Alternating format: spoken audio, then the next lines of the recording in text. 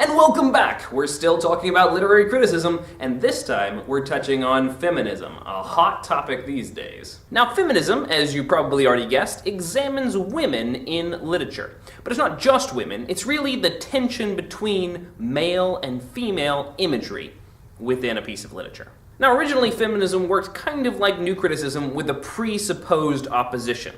You remember how in new criticism we talked about tensions within the text. If you've forgotten your new criticism, you can click over here and watch the video again. But in our text, instead of examining and just looking to see what tensions we can find, we go into the text looking for the tension between male imagery and female imagery, between female imagery and male imagery. And then we explore how both those symbols are treated. Are the female symbols being diminished, being pushed down, being suppressed? Are the male symbols being championed? That's usually the case, and usually what we discover. But we might also find that the female symbols are bursting free and coming loose, and maybe that's some sort of feminist kind of text. In feminism, you're going to see words like patriarchal a lot.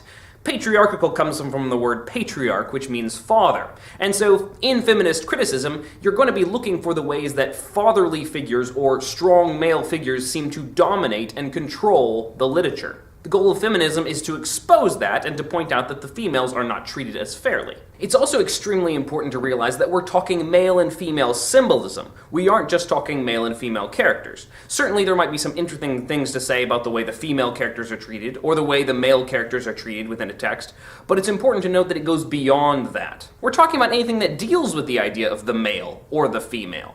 In Thomas Foster's book, How to Read Literature Like a Professor, which is an excellent book and one I highly recommend, he does a great job of examining the concept of gender and gender symbolism. Really, anything that is a bowl or receptacle kind of object is usually depicted as female.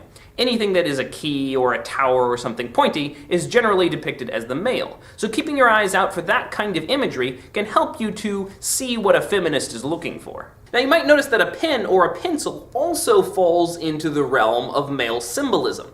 Gilbert and Gubar in their book The Madwoman in the Attic make a great point of this in the very first line, showing that men seem to try to control writing and communication, and therefore they tell women how to think and how to be and what to believe. More complex forms of feminism do more than simply call this tension between the female and the male into the forefront. They actually question this tension and deconstruct it.